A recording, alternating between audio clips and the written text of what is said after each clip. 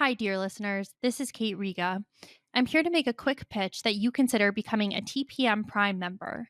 TPM has used the member model for over a decade now, and our loyal members are the only reason we've been able to weather the turbulence of the media landscape and avoid the fate that has befallen so many other independent outlets. For $70, you get no paywall, fewer ads, access to the Hive member forum, a members only newsletter, and more. For $140 a year, you get all of that plus no ads at all. Without our members, there is no podcast, not to mention that I'm out of a job. Thank you so much for listening and supporting us. We couldn't do it without you. Hi, this is Josh Marshall. This is the Josh Marshall podcast featuring Kate Riga. How you doing? How's life?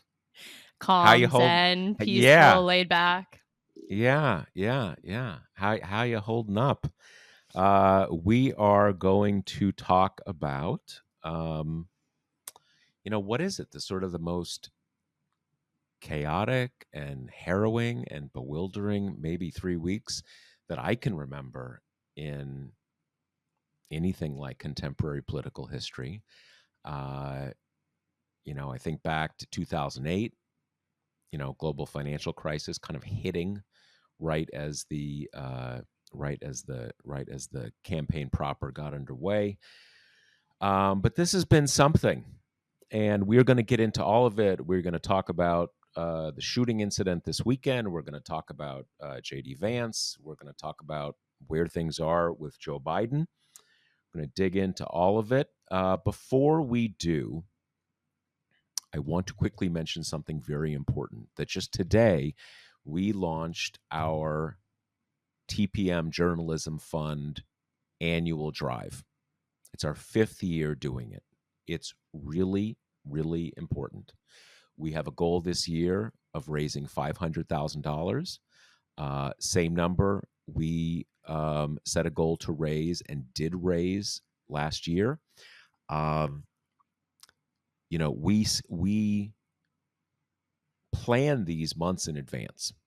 This isn't something we wake up one day and think, wow, we can't make payroll. We got to do the journalism fund, right? These are all planned long in advance. And obviously we could not know. We knew it'd be around the time of the conventions, but we could not know we would be where we are today. So just want to flag that we get that it's maybe a little jarring to be doing a fundraising drive in a news environment like this, but it also fits with what the drive is about this year, which is preparing TPM for what's next, and we don't know what is next.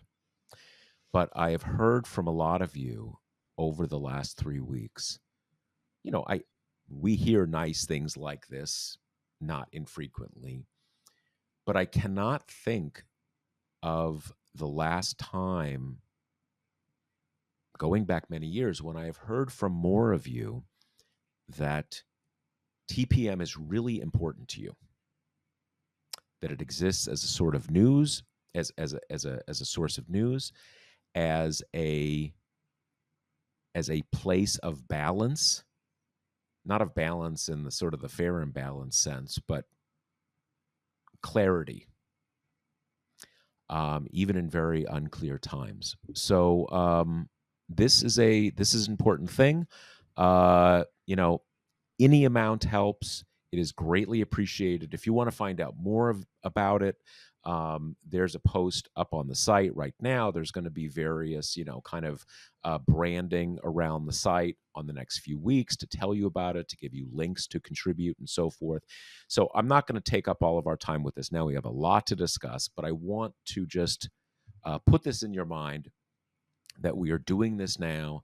It is very important to the future of the organization. It is every year.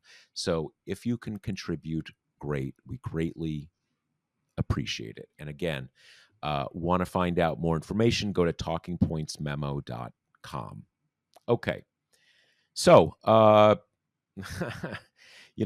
we thought we had some crazy times and some very harrowing times with everything that is, what are you going to say, come out of the sort of the aftermath of that jarring and disappointing debate performance at the very end of June. And then last week we had this unreal, bizarre thing where this kid, and when I say kid, sometimes people think, hey, he's not a kid, he's 20 years old, he's an adult, he's responsible.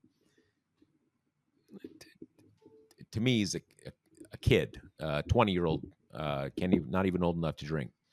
Tried to shoot Donald Trump and killed one man, seriously injured two other people. Apparently, one of his bullets grazed Donald Trump on the ear. I am still. It is. I feel like the reason that no reporters have pressed this point is because it is kind of sticking your neck out a little. But I can't let go of this one. It is bizarre that we have had an attempted assassination of a former president and a presidential candidate, and the most basic thing, how he was injured, we have yet to have any official word on that at all. The initial reports from the Pennsylvania State Police were that he had been hit by flying glass. And that was the story. And often the first story in the first couple hours is wrong, right? But that was the story until Trump went on Truth Social and said that he had been hit by a bullet in the ear, grazed his ear. And then that was it. And there's yet to be any report from the medical team or from any law enforcement on what happened there. And again, if you get hit by flying glass because a bullet shattered some glass and the bullet was aimed at you and you got hit by the glass,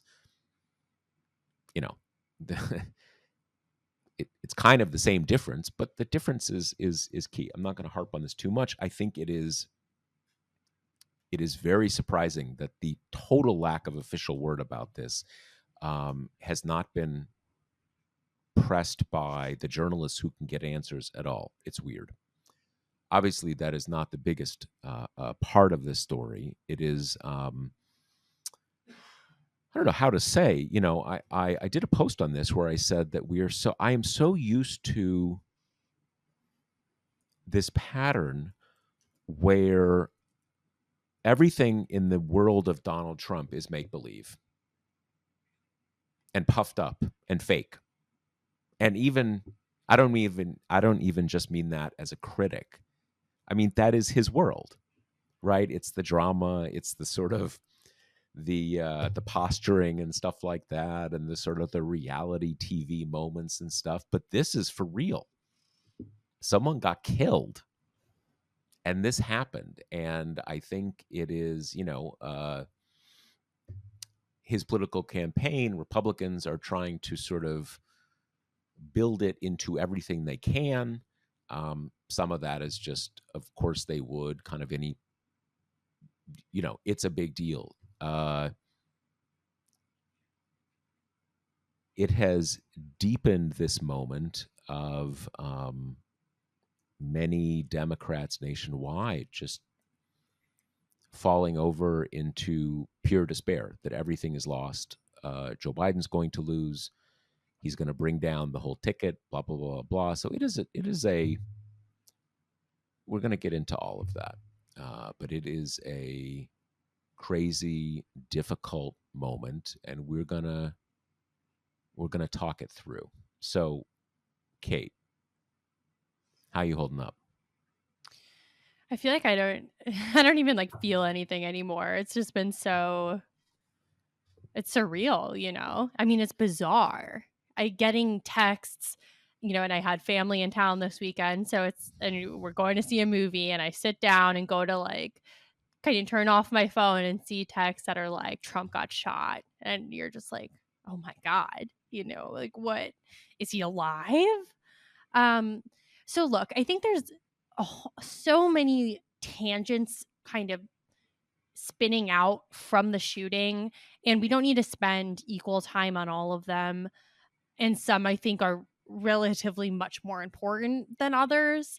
I mean, the first thing that we have to say, and you've written this, Josh, is just I think there can be an instinct from people who have like witnessed the damage that Trump has done to this country and the degree to which he personally is responsible for kind of inoculating all of us to this atmosphere of political violence, to an atmosphere where you don't have political opponents, right? You've got enemies who deserve punishment and who deserve violence.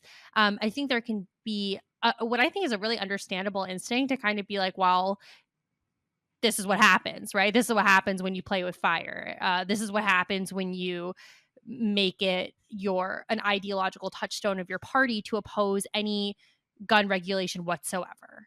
And I get all that, but the I think the concern here is not about Trump. It's just about you can't have a democracy where presidents and presidential candidates are getting killed or getting attacked. That is Absolutely. just anathema to the whole project.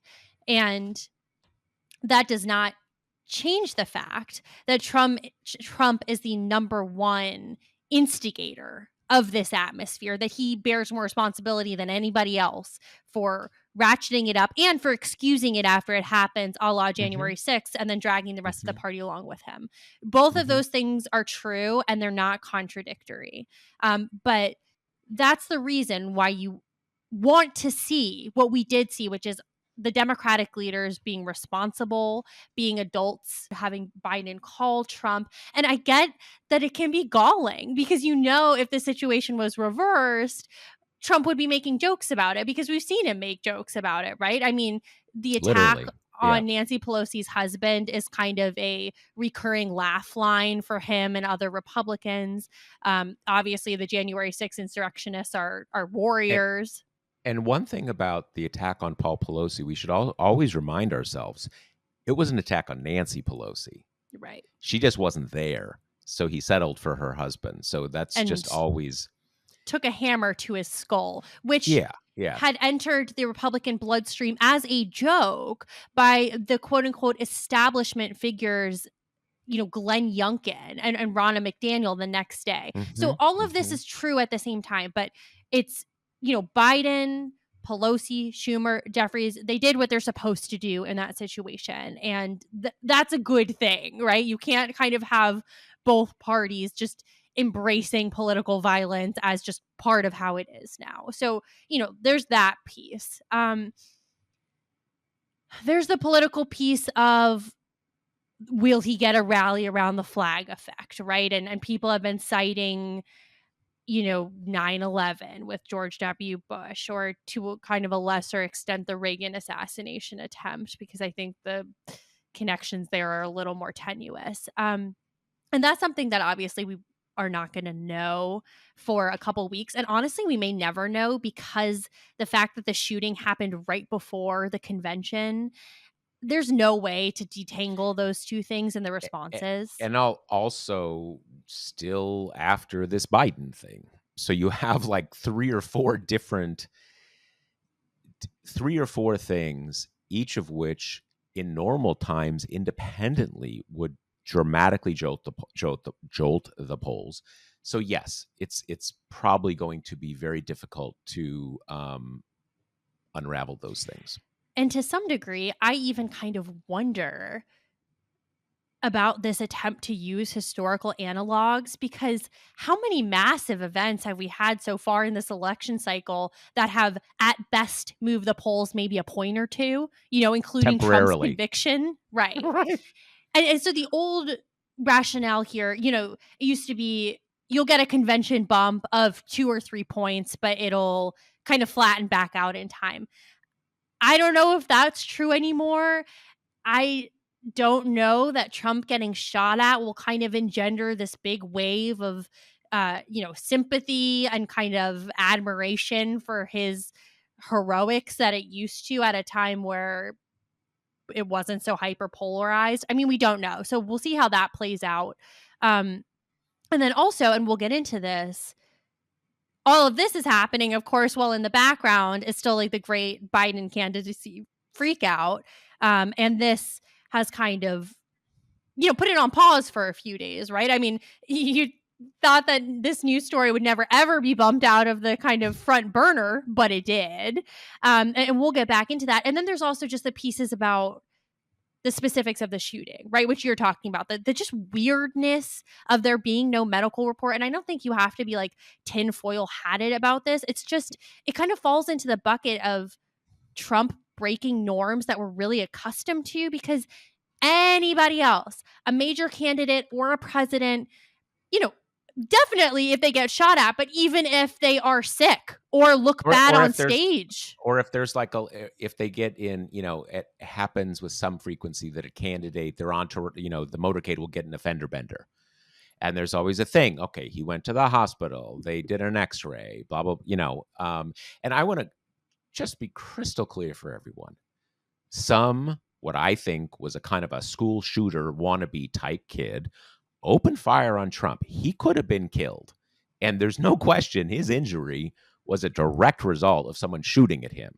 So it's not like, it in a sense, it's fine print to the details, but it is just deeply weird that this fact at the center of the story relies entirely on a social media post from Trump. Yeah. That's just super weird. And let's be honest with you, he doesn't have a great track record for, factuality. So, and that's just, so it's not remotely a conspiracy theory thing. It's just, wait a second, can we just get a readout what's going on here? That's not a crazy thing to ask for. I think it's particularly stark too at a time where Republicans are kind of demanding these like cognitive feats of strength from Biden, but we don't even really know what tests were run on Trump kind of after this happened. And there's even again, one other thing that it's just, and it's weird that it is not weird that Trump isn't forthcoming. Of course he's not forthcoming. He's Trump.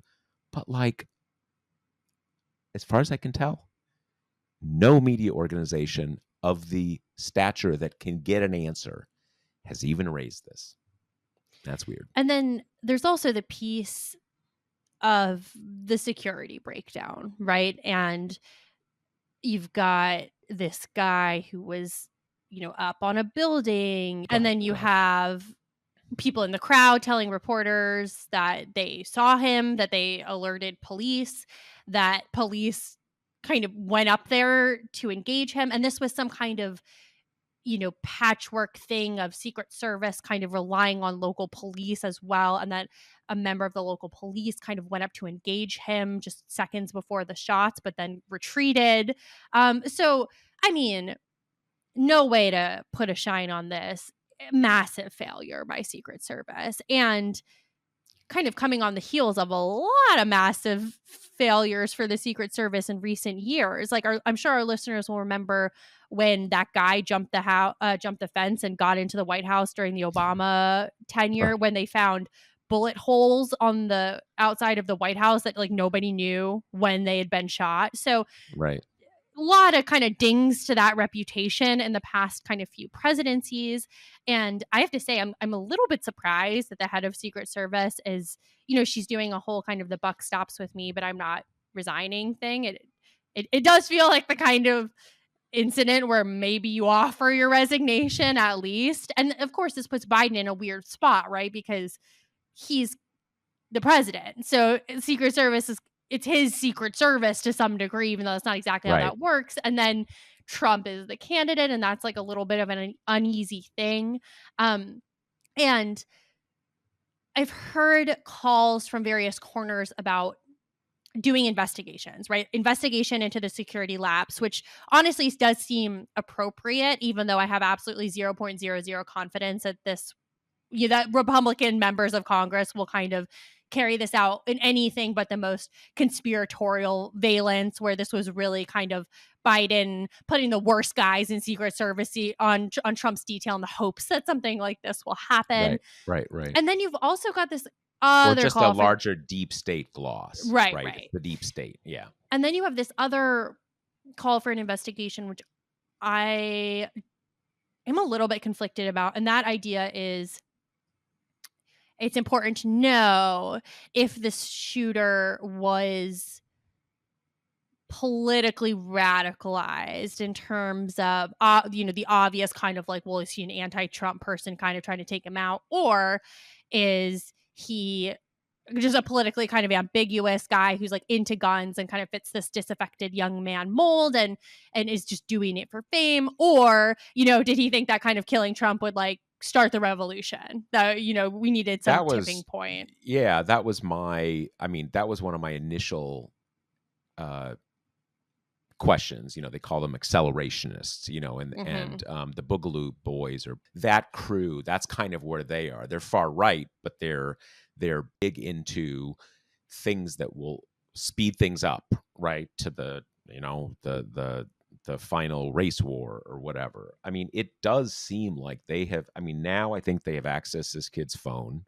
Um, he has limited social media, seems to have no political anything. I do think this is, we had a reader who said this like the day after that, it's obviously political violence. You try to shoot a presidential candidate, that is inherently political. But in terms of motivation and kind of what it is, I do think this is more a branch of the school shooter, mass shooter tree, in the sense that in most of those cases, there's no aim.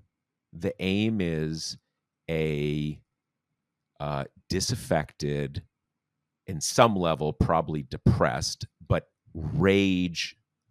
sort of rage infused young man who is in love with guns and decides that he wants to basically end his life in a sort of apocalyptic act of aggression. Right. Again, most of the some of the mass shootings have some, they're targeting black people, they're targeting Jews, but most of them are just, I'm going to take out as many people as I can. Um, I do think it's kind of like that. I would say to what you were mentioning before, Kate. It is, we are so used to House Republicans not being able to run anything but a ridiculous investigation in which all of their investigations are 100% bullshit, nothing remotely like any effort to find out anything that is real, or to, which is really the point of investigations, to investigate something and then come up with policies to change. But I mean, in any reasonable sense, this is so totally something that makes sense for Congress to investigate. I mean, there are certain things that are, maybe understandable, but the idea that you would have a building with a direct line of sight to where the candidate is going to be, and that building is not being monitored, or you don't have a few agents up there, is that's inexplicable. And you mentioned, um that one of the issues is, were they trying to kind of, have the local police do some of that stuff. And local law enforcement is always involved in um these events. But the logical place for local law enforcement is in a secondary sort of crowd control kind of role. And that's not, dinging local law enforcement, but people in like the local police department don't have any experience of, like, counter sniper kind of stuff. I don't. I mean, it absolutely deserves a thorough investigation. Um, and it is important to find out what motivated this guy, if they had sort of coherent motivations that even we would understand, which I'm not clear, they would. So my uneasiness with the shooter motivation thing is just, we know he was radicalized, right? Like we don't know the exact kind of permutations of that, but you don't kind of like shoot a political candidate to die by cop without being radicalized. And my concern is just, I think often in the wake of like, we only reserve this kind of concern for the biggest mass shootings now at this point, but this idea of getting like a why from a shooter's motivation, it never works. And then you get my like least favorite genre of journalism, which is, oh, he was quiet in school or he sat alone on the bus. And it's so besides the point. And it also, I think, does the useful work for the right wing of kind of obscuring the systematic acquiescence that has kind of led to this point that is just like so unhelpful. And Mhm. here it's just like, if say we found out that this guy was a left-wing radical to the extent that that kind of exists in the United States and was going to kind of take one on the chin and take Trump out. I just don't know what that teaches us, really. I mean, Republicans would use it every day of the week, right? It would be this extension of this counter they're already raising, and with like stunningly good success, kind of swaying the press into saying, we got to cool down the rhetoric. Like things have gotten out of hand without kind of like pinpointing who is responsible for the getting out of handedness of it It's the, all. that hot dog suit meme that You're everybody right. talk I thought you did a very good job at the beginning of the episode, basically saying that both of these things are true. It's not just that people shouldn't be shot, political, not just political violence, electoral violence cuts at the heart of our entire system, destabilizes our entire system, because free choice making without violence is not just central to our system of government, but central to its legitimacy, right? That we all acquiesce in the face of things we really don't like because we have a system of rules, and that's the choice. Now, obviously, that kind of broke down in 2020, but that goes to your other point. Like, let's not kid ourselves about whose world we're living in. It's the Donald Trump world. And I do think that this is why I fundamentally, I don't think 3.5 months from now, this is going to be the issue that is driving anybody's voting.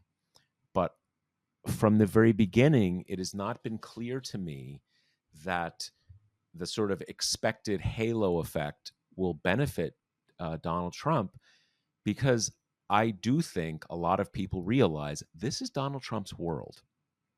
The world of a new crazy thing every minute, sort of escalating cycles of violence and recrimination. People want things to get normal again. People want things to be, not to have constantly crazy things happening. And I do actually think that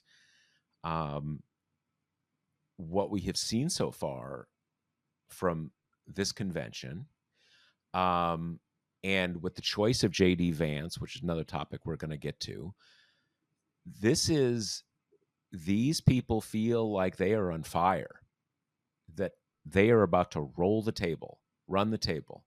And picking JD Vance is not a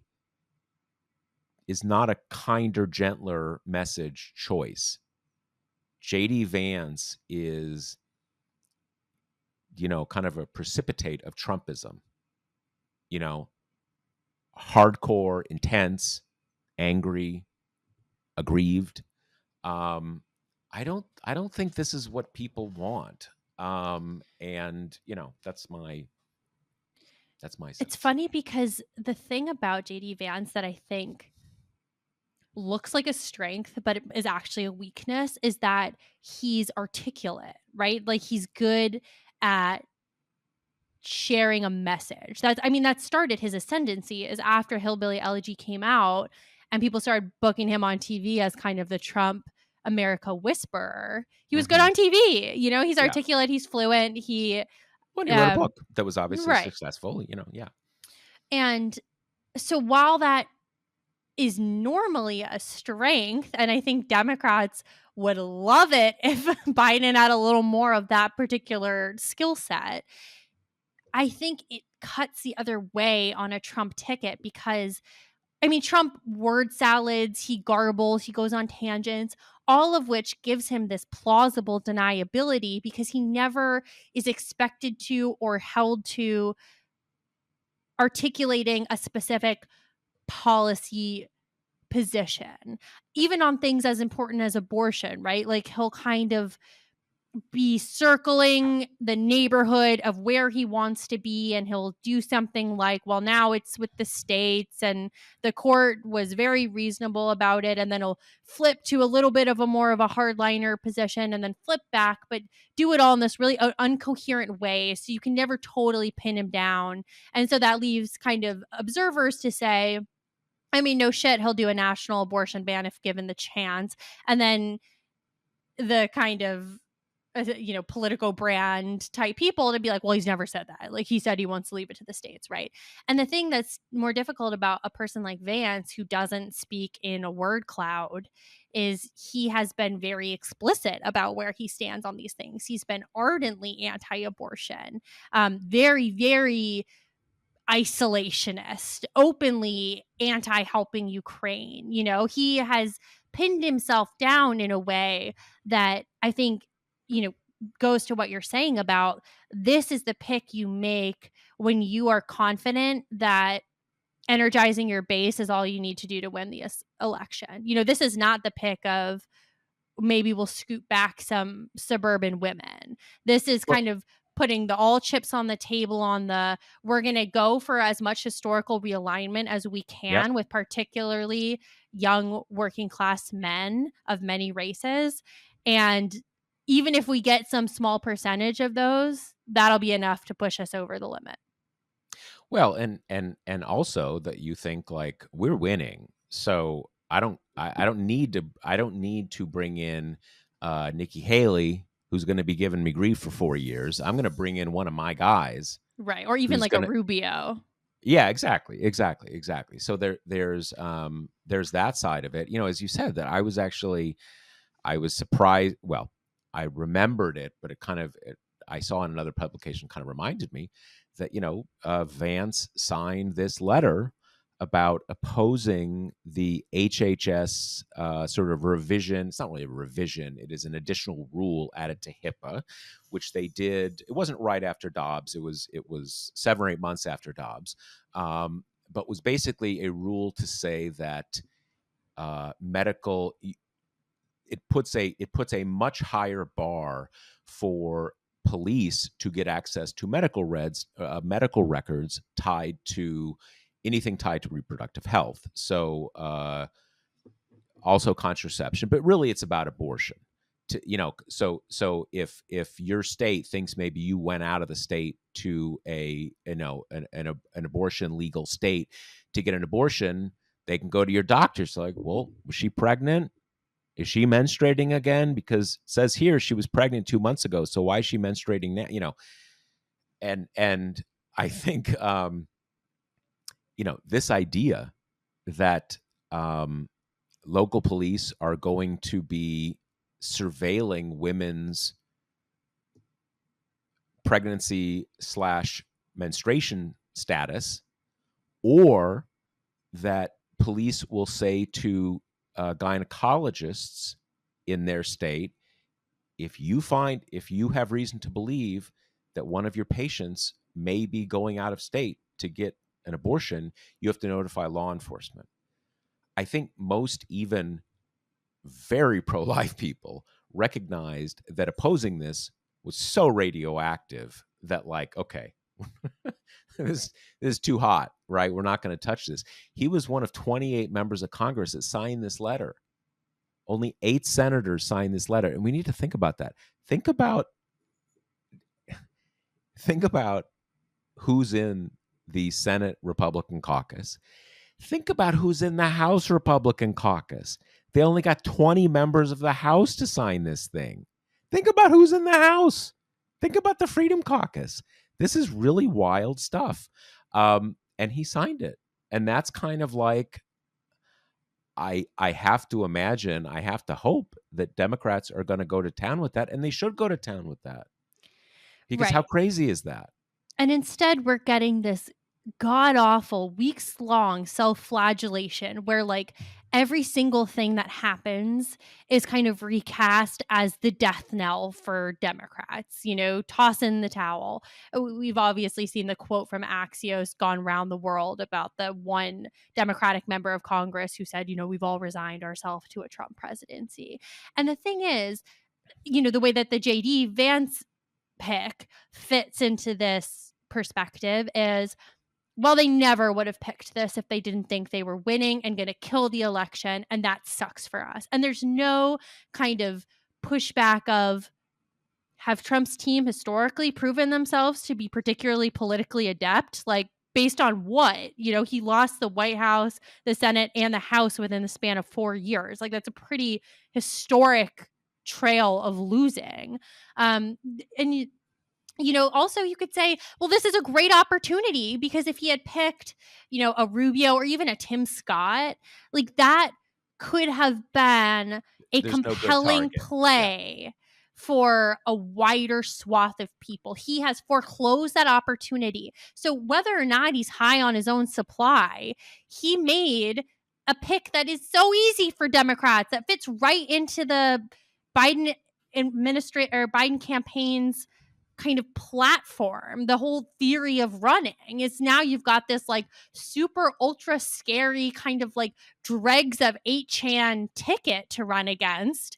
So that's a good thing. I just think Democrats have and I get it. It's been a lot of blows these past few weeks, like a lot of bad news, but to some degree, you got to stop seeing everything through this prism of, well, this is bad for us. Because I actually think the JD Vance pick is good for the Biden campaign. Now, of course, we have the lingering question of whether he can capitalize on it, which is like the most worrying story of all of these. But on its face, it doesn't matter if Trump thinks he's going to win and thinks he's going to win easily. Like, I'm sure that's been true for every election since 2016. And he's been wrong a bunch of times. So it's kind of like, all right, get yourself together a little bit. Like, this is an easily exploitable pick.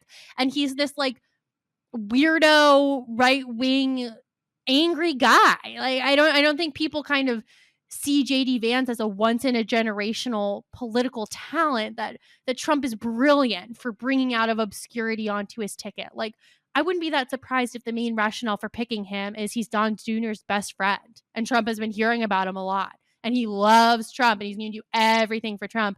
And he proved himself willing to like do the requisite groveling to switch from being a never Trumper to get his endorsement in the lead up to his Senate primary. So, I think there's a lot of upside here.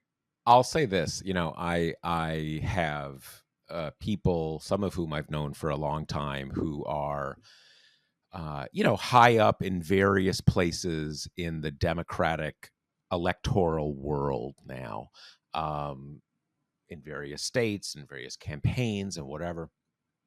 And without exception, each one who I spoke to after this, not even asking about it. Basically, our first interaction was basically saying, "Man, this JD Vance thing is the first thing that's given me hope in weeks." Right? Where the people who kind of get how campaigns work, they're not saying like, "Oh man, we're back in the saddle, we're winning this thing," but saying kind of like, "Man, I've been waiting for some good news, and this is good news," and it is good news. Now, Trump could win, in which case it's not great news. But you're in a campaign, and this is very exploitable. And again, that's the flip side of the coin of what we said at the beginning of when we were talking about Vance. This is the kind of pick you make if you think I've already won. I can't lose really, so I don't need to worry about kind of softening my image with suburban women or whatever. So yeah, I think and this convention is not like a soft and cuddly convention, I think, to put it mildly. So we'll see. I mean, that is Trump has focused what this campaign is about. I mean, this campaign, it's about Trump and all he represents, but it is about a future in which you have people like JD Vance, who has a kind of a hard authoritarian political outlook, is very much in the vein of, uh, you know, no abortions, no, kind of none of the stuff that most of us recognize as progress over the last 30 years or so. Not to mention basically ditching the global alliances that we have, which, yes, generally speaking, those things don't matter a lot in presidential elections. But they actually are why, uh, for most of us and our families, we've had like 80 years or so of domestic peace. Yes, soldiers have died in various wars, but I'm saying, people have this thing. People don't get that the fact that the U.S. hasn't been in an existential conflict in 80 years. That's not the norm. That's not the norm for most countries. And these alliances in Europe and in East Asia, that is what those are sort of the foundations that have allowed us to live,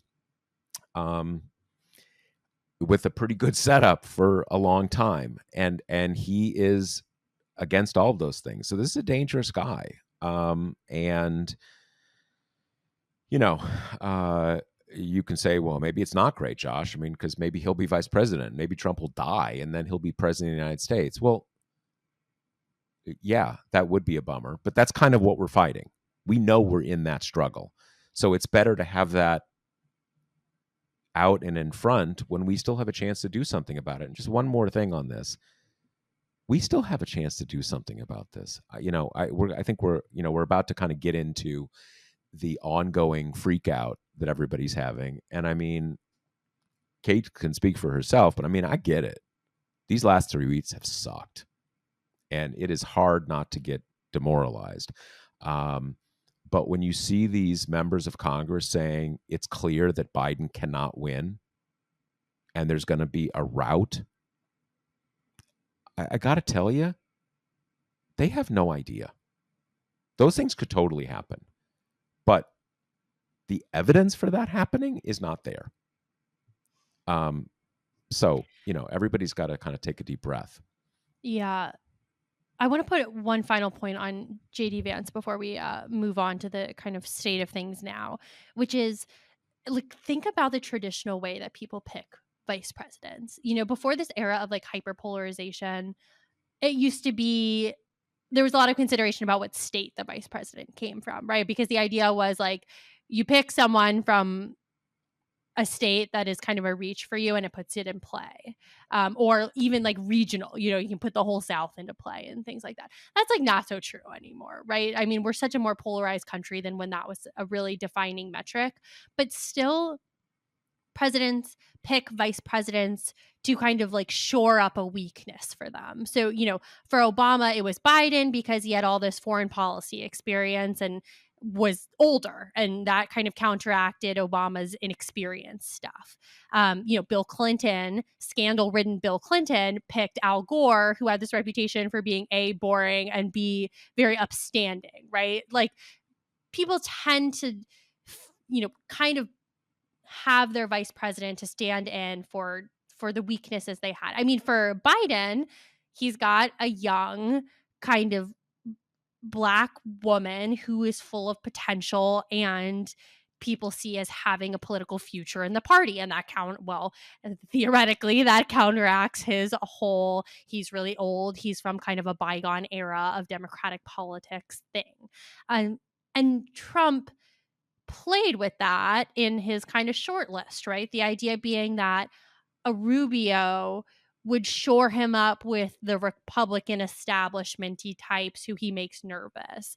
The Tim Scott would operate in more of kind of a Pence mold of bringing on a kind of a religious wingnut. So you have someone for kind of evangelicals to turn to, even though they, any kind of reservations they had about Trump round one are long gone.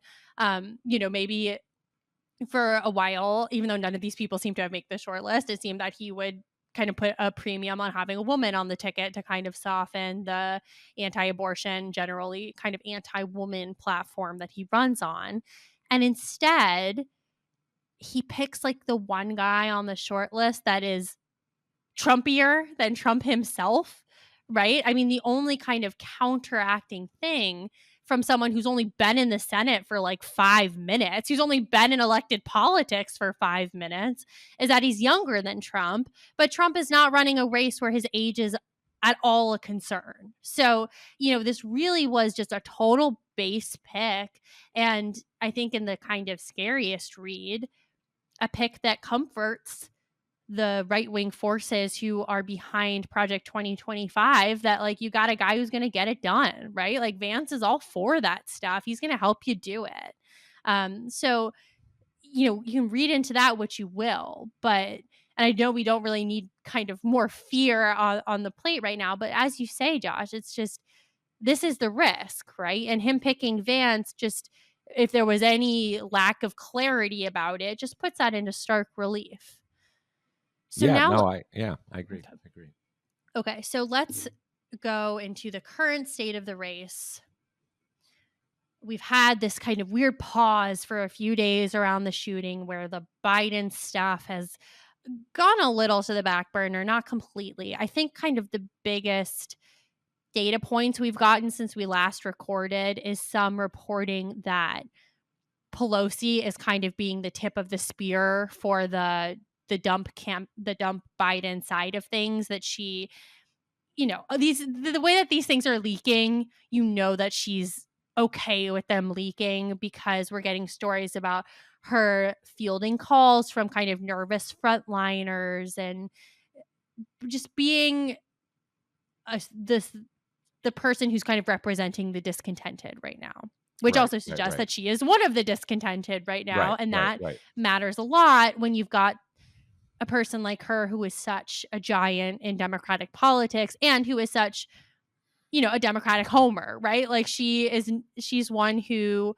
she wants to win. That has often in the past kind of manifested as um, a devotion from her to centrists, to moderates, to people who she thinks will be easily elected.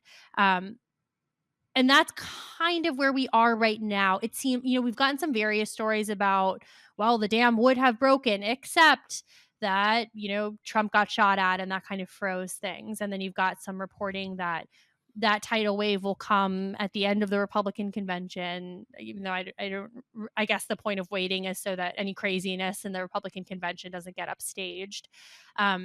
So this is all percolating in the background. Meanwhile, Biden is still kind of going out and trying to do a lot of interviews. I I would say they're not going well. They're going better than the debate, but he's having a lot of difficulty in responding with like a cogent kind of message or like mission statement for the campaign. He's not talking about Trump hardly at all.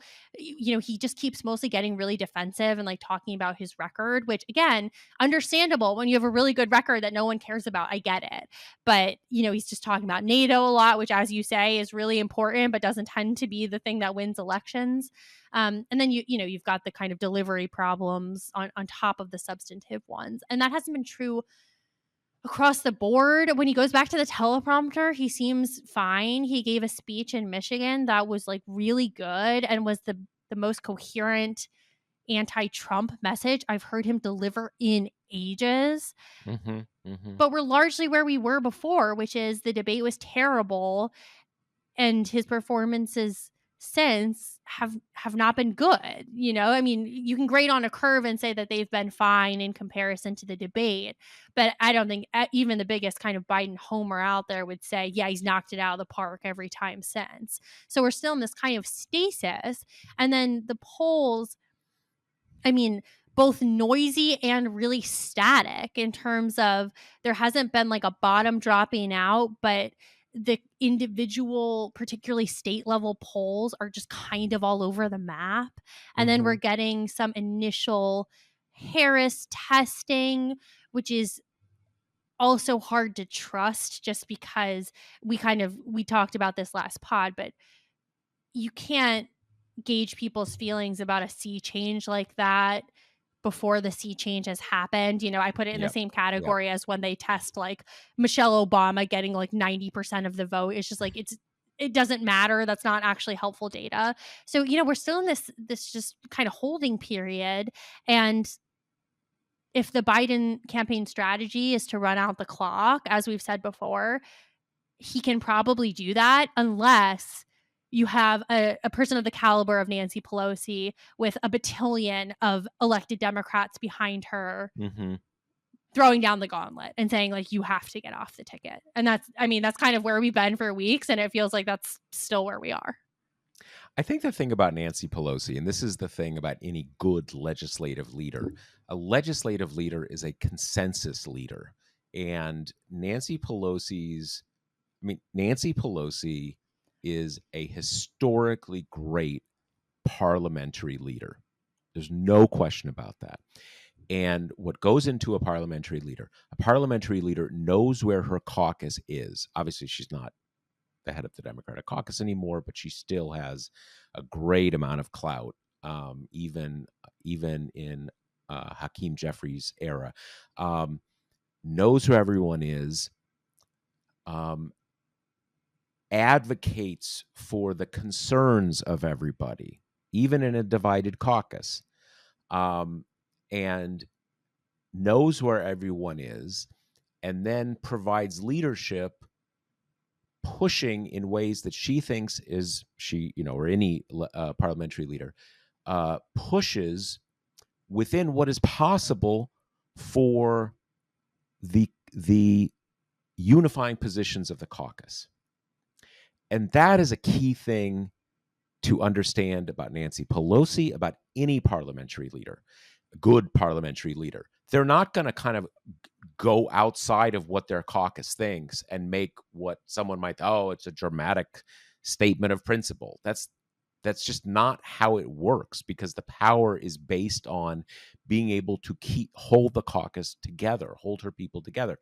I think there is a reason that I have thought from the very beginning, Nancy Pelosi could end the Biden campaign if she wanted. If she chose to. She would only choose to if she thought her caucus was united behind it and she thought it was the right thing to do. I think there's a reason why she hasn't done that, because I think at least one of those things is not clear to her. I think it's the same thing with Chuck Schumer. I have personally been all over the map on this. Just in my own head, I am trying to make sense of all these data points as much as anybody else is, and it has been very difficult. And just the way I think about things, I am not really able to think about what I think should happen without being highly circumscribed by what I think is happening. So at various points when I thought Biden was on the way out, I was like, let's do it. Move him out. We don't have time to wait here.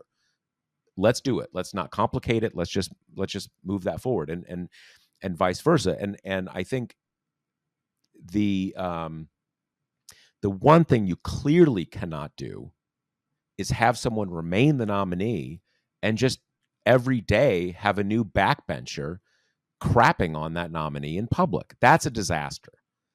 And you also can't have your campaign be about dropping your nominee. I mean, that's so obvious that it defies comprehension to even have to say it. And so my thing is, do this or do not do it. And if you do not have the votes, the clout to do it, then drop it. And stop saying that the race is hopeless, because you have no fucking idea if it's hopeless. You really don't. And, I've made this point in a couple posts over last week. I've known lots of people who serve in Congress. The vast majority of them have no clue, have no greater ability to predict electoral outcomes than you and just because most of our readers are, someone who follows politics closely. They don't have access to secret information. They don't have secret insights.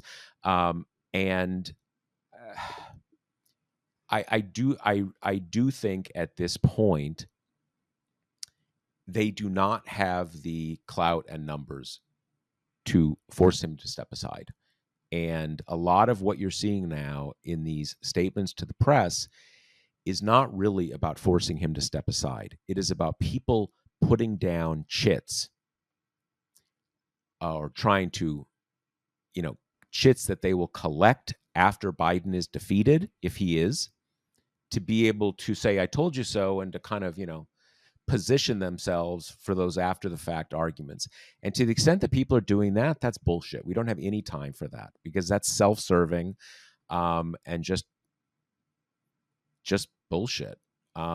Because you have to decide who your candidate is. And if it's clear that you cannot change the candidate, you need to drop it. And this idea, well, we know he's going to lose, so we can't. You don't know that. And that's just this whole thing, maybe Biden should step aside. But even if that's the case, this whole thing has been such a painful and revealing example of how Democrats just go wobbly. They just go wobbly. They lose it when things get scary. And that is just a fact.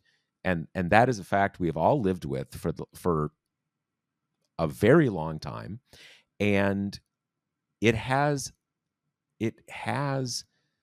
real negative effects because a huge amount of what national campaigns are about is a series of performative images of dominance and strength, and showing that you are going to freak out in the face of reverses and some bad poll numbers. That is not an image of power and dominance, to put it mildly.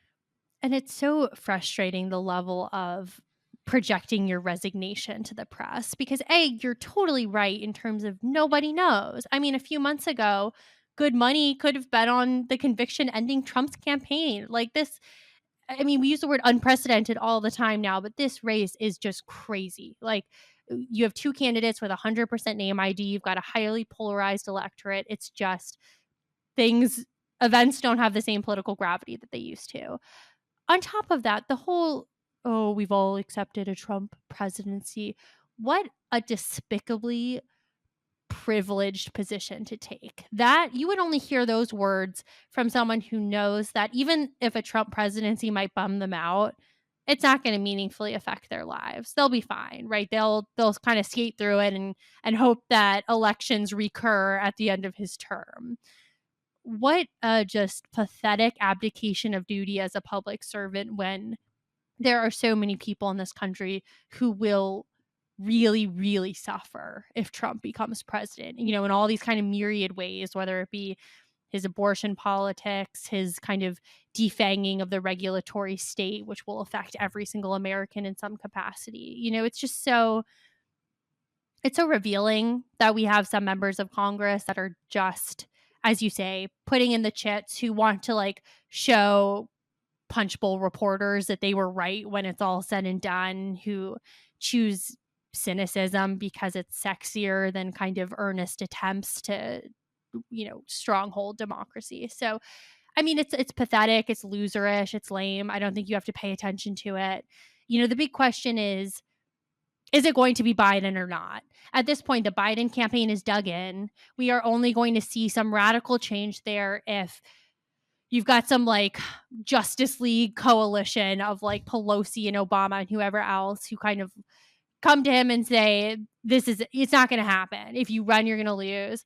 The fact that we haven't seen it in these past few weeks makes me think we probably won't ever, unless there's some, I don't know, 3-week delay in the polling and suddenly he's kind of down by 10. So at this point, barring some kind of major reversal, it's going to be Biden. So at that point, it's what is kind of the path forward here? These kind of feats of untelepromptered strength are not really working. Like, he doesn't come across that well in them. I don't think. It hasn't made me feel kind of any better from his first event. That being said, can you win an election where you're basically telepromptered the whole time? Yeah, you can. I mean, think about Katie Hobbs versus Carrie Lake for Arizona governor. Hobbs knew.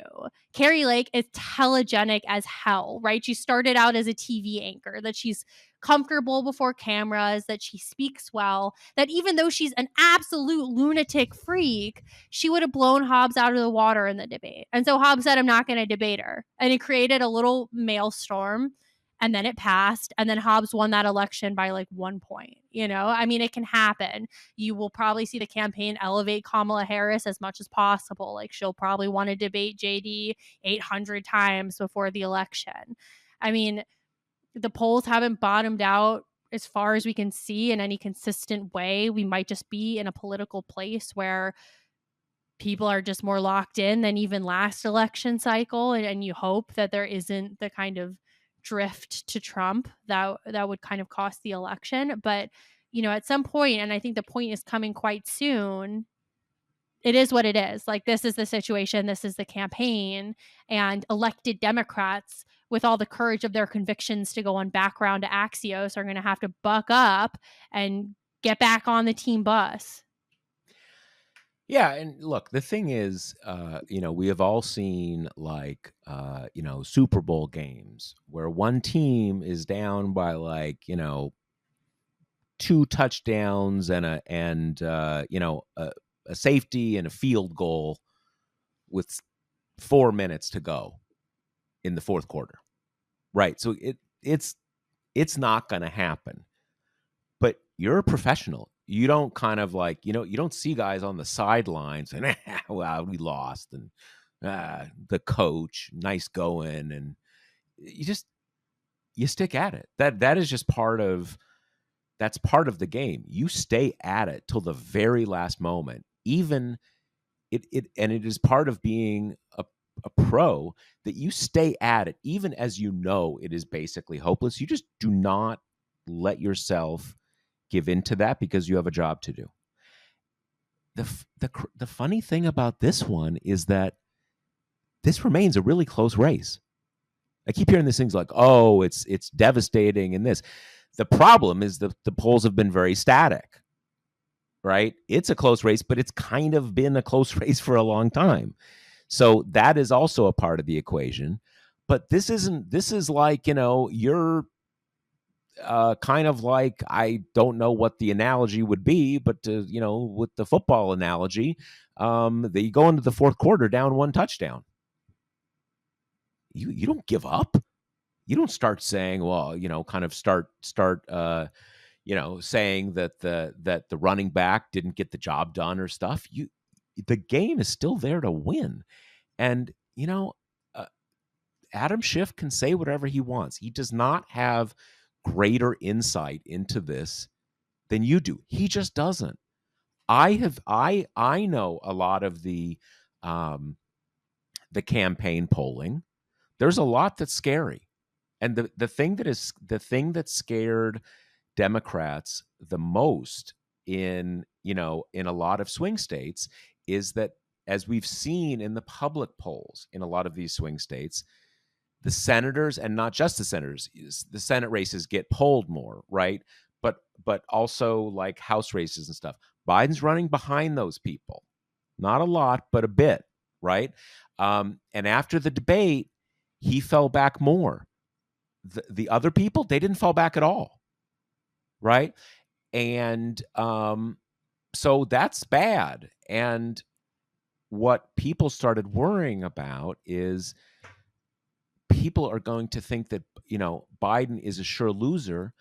And even though the other people, the Senate candidate is still solid, people just aren't going to show up. And that is going to overwhelm the other people, even though they're ahead in the polls, because our side is just not turning out. Those polls for Biden have started to creep back up. Maybe they'll just creep back up to where they were, right? But I mean, this is still going on. there's going to be lots of time for second guessing after this is done if it doesn't turn out well, but it's not done, not close. And I do want to be clear that our kind of like scolding of the get in line stuff, like I reserve that for elected Democrats who part of their job is Absolutely. electing Absolutely. Democrats. But, Absolutely. for you listeners, for kind of Democratic voters, I think it's absolutely fine to air anger, concern, worry, betrayal. Like, I think that's fine. I think it's totally fine to be team he should step aside, to kind of read these poll numbers as, okay, there's pretty positive sentiment for Democrats across the board, and it's not reaching Joe Biden. And perhaps that's indicative of just a particularly weak candidacy that could be solved by having someone else at the top of the ticket. I mean, I see a lot of upside to having Harris at the top, especially now that JD Vance is the choice and the Hmm. abortion Hmm. orientation is so easy. I see Yep. upside to if he were to step aside and if she did become the top of the ticket, every single event that she holds in that first week is going to get wall to wall coverage. Like that, I think would be a you don't even have to pay for it, just free media exposure for kind of the revamped campaign, the new message. Like I see a lot of upside. I mean, I personally would feel more comfortable if he did step aside and she was the top of the ticket, even though I realize that comes with, myriad risks as well. But ultimately, and as we've been saying for weeks, we don't make the call. Like, this is just a select group of people that have any kind of sway over this. And, if you, just kind of normal, left leaning person, like, need to kind of express negative emotions about the situation, if you feel demoralized, I think that makes sense.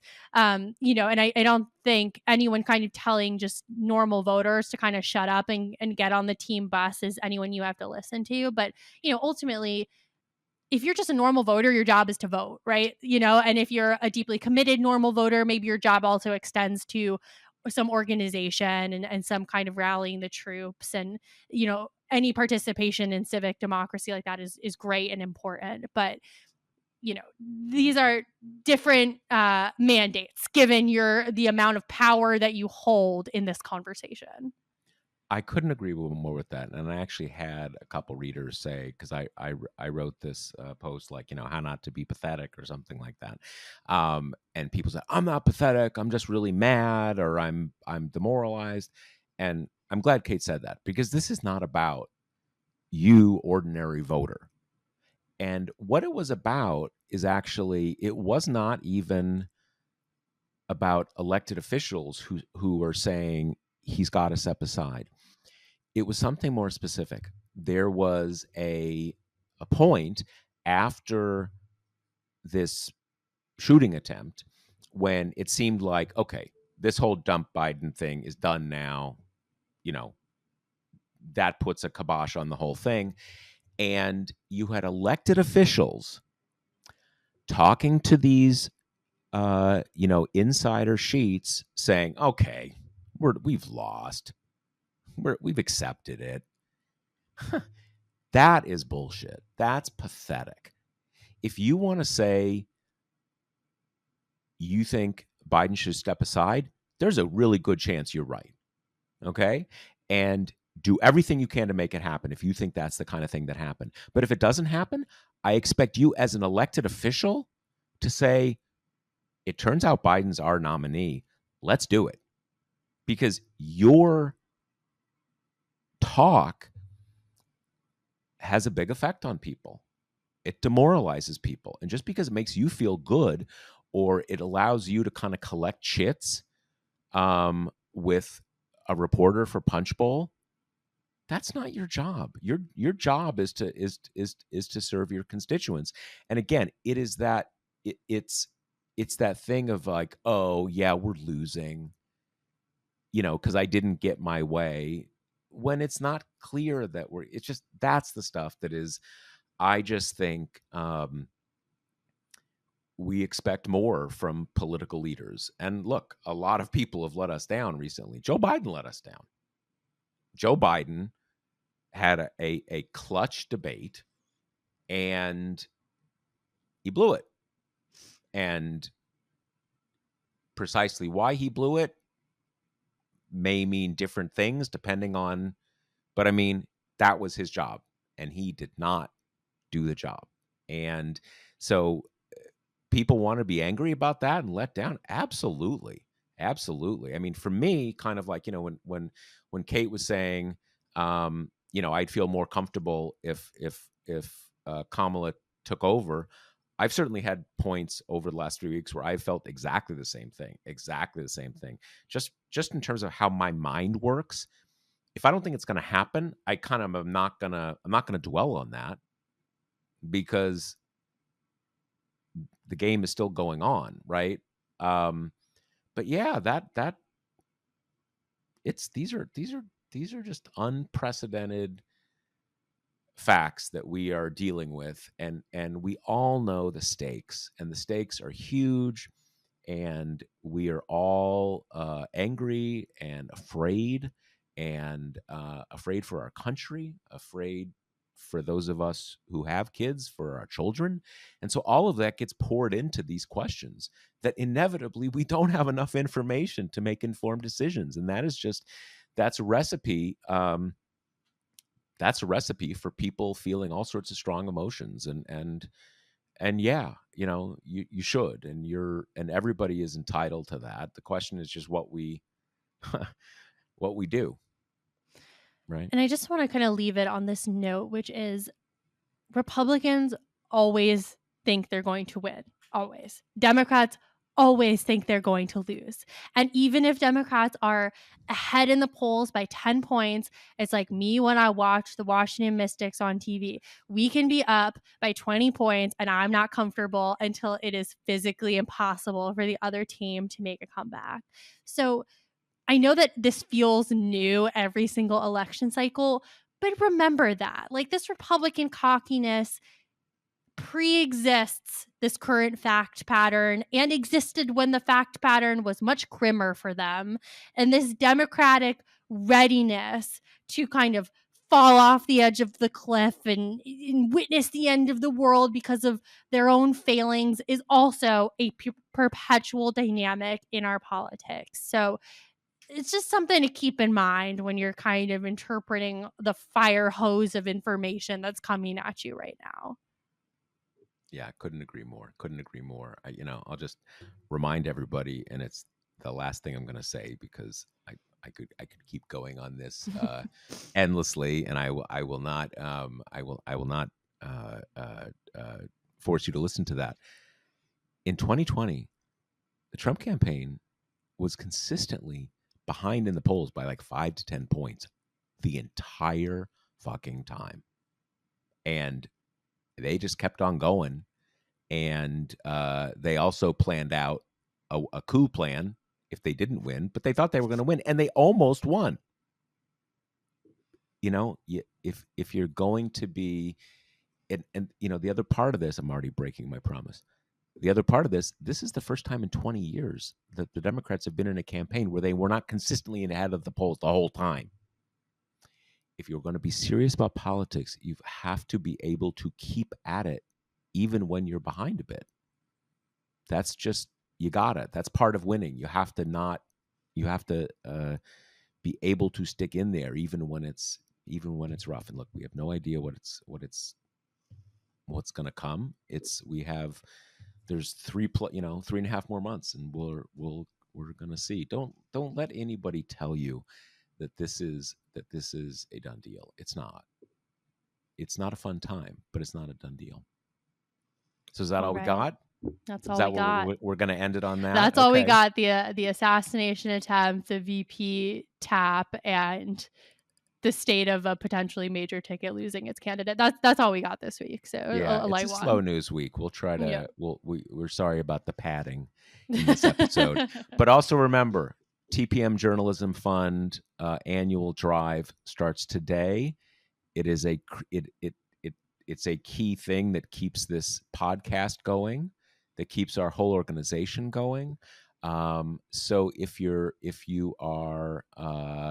like what we do, if you think TPM is an important place that exists in the journalism world, stop by the site, talkingpointsmemo.com, toss us a little money to help us meet our goal, and we will be back with more next Wednesday, unless there is another shocking world historical story that comes out, in which case maybe we'll do an Instapod. But like, I guess I would say that the bar for Instapods is going up, since every day we have one of those stories. But anyway, we'll talk to you next week. See you then. The Josh Marshall podcast is hosted by me, TPM reporter Kate Riga, and TPM founder, editor-in-chief Josh Marshall. The show is produced by Jackie Wilhelm. Thanks to Why Not Jansfeld for our podcast theme song, and thanks to all our TPM members who make this possible. Rate and review us on Apple Podcasts, and subscribe wherever you listen.